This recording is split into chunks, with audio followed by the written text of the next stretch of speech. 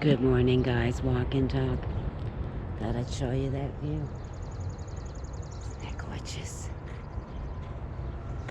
And here we go. Today is going to be a conversation.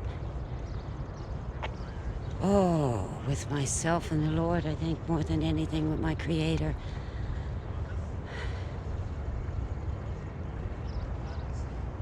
Oh, Canada. Oh, Canada, yeah. Okay. Well, this latest one has certainly big elements in my life. My grandmother is Mi'kmaq, is featured in the Aboriginal Museum of Civilization in Ottawa.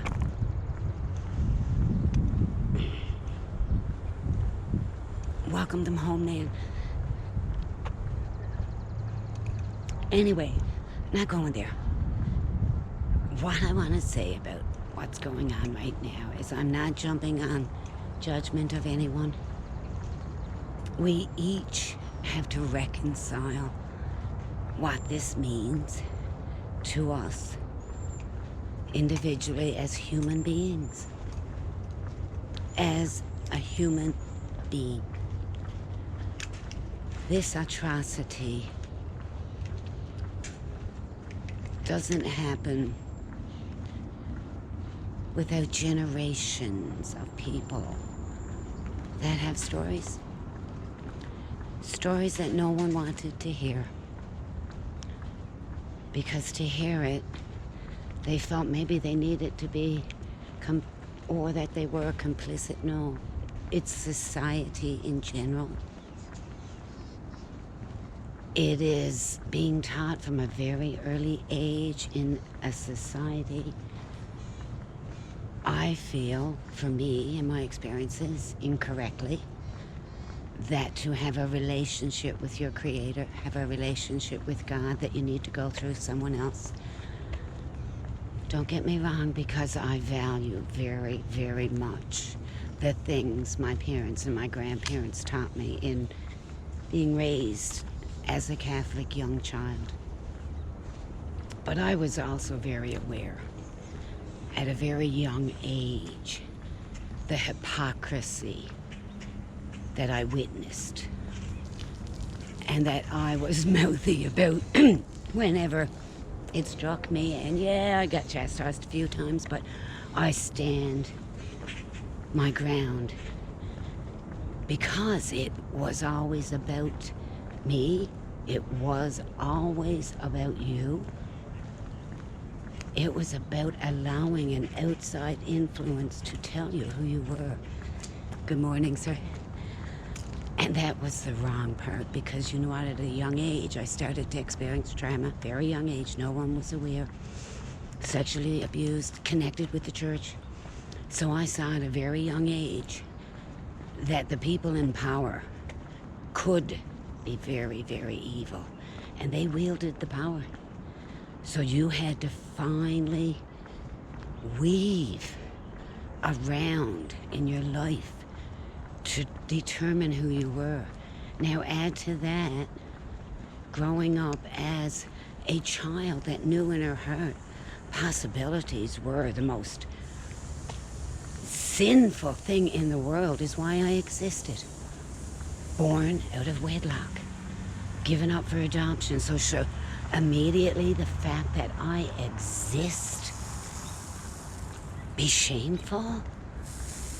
If I was to believe what they told me, absolutely.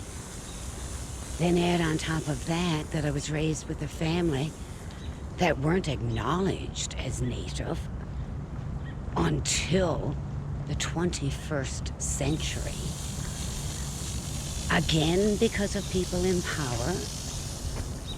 But you know what? I think what we were doing wrong was looking outside of ourselves to find that value that is innately within you. There is a spark of God in every single one of us. We are His children.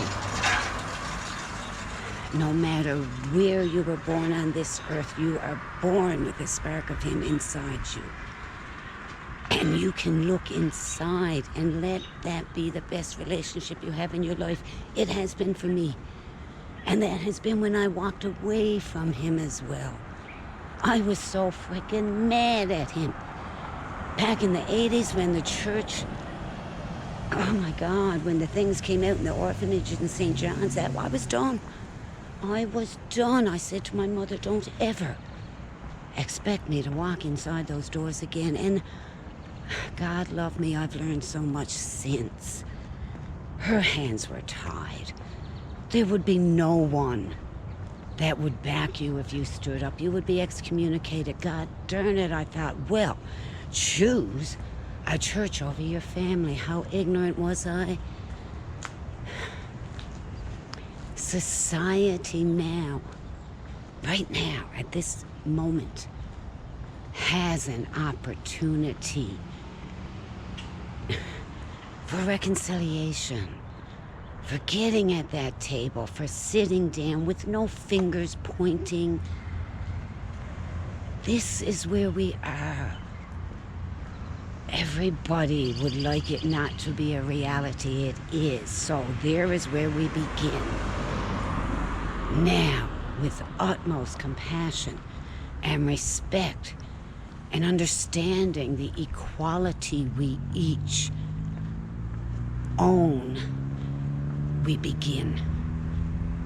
And we speak and we talk and together come up with a solution that is humane.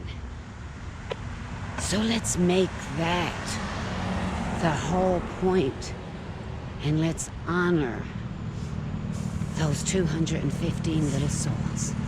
Thank you for listening.